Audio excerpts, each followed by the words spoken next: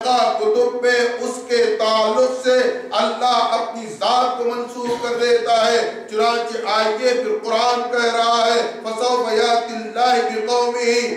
اللہ نے یہاں پر اس قوم کا ذکر کیا اور اللہ قوم کو لانے والا ہے جہاں اللہ نے اس آیت میں اپنی آمد کا تذکرہ کیا. تو کیا کوئی یہ کہے گا کہ کیا اللہ آئے گا؟ نہیں، بلکہ علماء مہدویہ نے اس کی تشریح اور تطبیق کی اور کہا کہ فَسَوْفَ يَأْتِي اللَّهِ سے مراد امام آخر الزمان خلیفۃ اللہ کی ذات گرامی مرتبہ ہے. آپ نے اصول بنائے، آپ نے قانون بنایا کہ جہاں اللہ نے توریت پہ کہا کہ اللہ سینا سے آیا، شعیر سے نمودار ہوا یا کوئی فاران سے چمکا، تو آپ نے کہا یہاں اللہ اپنی آنے کی بشارت دے رہا ہے. تو لہذا اس سے مراد آنے والا خلیفۃ اللہ ہے. تو قرآن کہہ رہا ہے فَسَوْفَ يَأْتِي اللَّهِ. جب اللہ نے اپنے آنے کا وعدہ کیا تو اس کا مطلب اور اس کی مراد یہ ہوئی کہ یہاں پر اللہ نے امام آخر الزمان مہدی موعود علیہ السلام کے آنے کی بشارت دی ہے. لہذا جس قانون کے تحت آپ گفتگو کرتے ہیں اسی قانون کے تحت اگر ہم بات کریں تو کہتے ہیں کہ یہ غلط ہے. اس آیت کا مصداق حضرت ابوبکر صدیق رضی اللہ تعالی عنہ ہے. لیکن آپ غور کریں کہ جب یہ آیت نازل ہو رہی تھی حضرت ابوبکر صدیق اللہ کے رسول کے ساتھ موجود تھے اور اللہ آنے کی بات کر رہا ہے، موجود رہنے کی بات نہیں کر رہا ہے.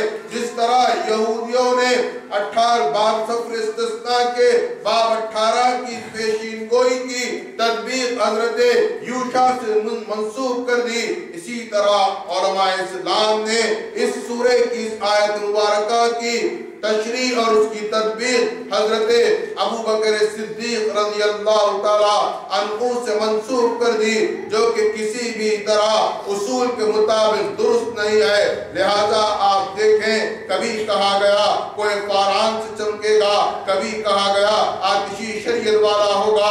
آپ غور کریں کہ بشارتوں میں کتنے اشارے موجود ہیں، کتنے کنایوں سے اللہ نے بیان کیا ہے، لیکن ان کنایوں اور ان اشاروں کے باوجود تمام کا اتفاق ہے کہ اس سے مراد رسول مکرم صلی اللہ علیہ وسلم کی ذات گرامی مرتبت مراد ہے. اور پھر اس کے برخلاف اگر ہم احادیث نبویہ صلی اللہ علیہ وسلم کو بیان کرتے ہیں جو کہ شان امام مہدی علیہ السلام میں بیان کی گئی ہے، تو کہتے ہیں کہ ہماری تطبیق غلط ہے، ہمارا اصول غلط ہے، ہمارا انداز غلط ہے. بھلا بتائیے یہ کیسے غلط ہو گیا؟ آپ نے کہا کوہ فاران سے مراد رسول مکرم کی ذات ہے، ہم نے تسلیم کیا. آپ نے کہا کہ آتشی شریعت ہوگی، ہم نے اس کو تسلیم کیا. ہم تمام بشارتوں کو تسلیم کرتے ہیں، لیکن جب آپ سے یہی طریقے سے بیان کیا جاتا ہے تو آپ انکار کرتے ہیں. آپ غور کریں کہ توریت اور انجیل میں اللہ کے رسول کا تذکرہ جہاں پر بھی کیا گیا ہے تو اس میں کہیں پر کسی بھی بشارت میں نام محمد کے ساتھ اللہ نے بشارت نہیں دی ہے، بلکہ کہا گیا تو کبھی احمد نام کا استعمال کیا گیا، کبھی ماہی نام کا استعمال کیا گیا، کبھی نبی الملاحم کے نام سے یاد کیا گیا، کبھی العفو کہا گیا، کبھی الغفور کہا گیا، کبھی القیم کہا گیا، کبھی بازیال کہا گیا، کبھی مشقہ کہا گیا. تو کبھی اللہ نے رسول مکرم کو احمد الظہو کہا، تو کبھی اللہ نے اپنے رسول کے متعلق دیگر ناموں کا تذکرہ کیا. لیکن پوری توریت اور انجیل میں کہیں پر بھی اللہ نے اپنے رسول کی بشارت کا تذکرہ तस्करा नाम मोहम्मद से नहीं किया बल्कि मुख्तलिफ नामों से किया है, लेकिन उसके बावजूद भी तमाम ये तस्लीम करते हैं कि क़य्यिम से मुराद ज़ात मोहम्मद है, अल-अफ़ू से मुराद ज़ात मोहम्मद है, अल-गफ़ूर से मुराद ज़ात मोहम्मद है, माई से मुराद ज़ात मोहम्मद है। हम भी तस्लीम करते हैं हर नाम को आपने कहा इससे मुराद ज़ात मोहम्मद है, हम तस्लीम करते हैं। बल्कि खुद सूरह सफ की आयत नंबर 6 में अल्लाह फरमाता है इन्नी रसूलुल्लाहि इलैकुम मुसद्दिक़न लिमा बैन यदैया मिनत तौरात व मुबश्शिरन बिर्रसूल याती मिन बादि इस्मुहु अहमद। कुरान की वाज़ेह आयत सूरह सफ की है, यह आयत नंबर 6 में है। हजरत ईसा अपने बाद आने वाले नबी की बशारत दे रहे हैं, फरमा रहे हैं कि मिन बादी इस्मुहु अहमद, वो मेरे बाद आने वाला है, उसका नाम अहमद होगा, लेकिन आया तो मोहम्मद बनकर आया। हमने तस्लीम किया, सबने तस्लीम किया। यहाँ नामों का इस कदर जिक्र किया गया।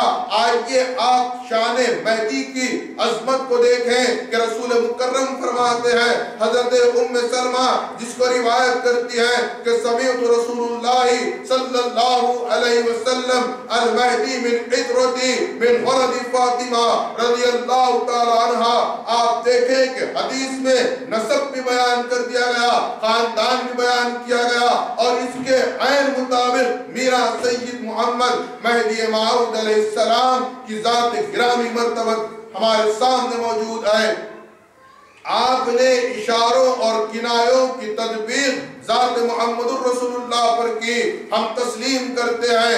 लेकिन जब आपसे कहा गया कि यहाँ हदीस रसूल वाज़ेह है, अल्लाह जहाँ तौरात और इंजील ज़बूर या दीगर कुतुब में इशारतन बयान किया, लेकिन अल्लाह का रसूल जो कि रहमतन लिल आलमीन बनकर आया था, वो अपनी उम्मत को मशक्कत से बचाने के लिए पूरी सीरत को बयान कर दिया।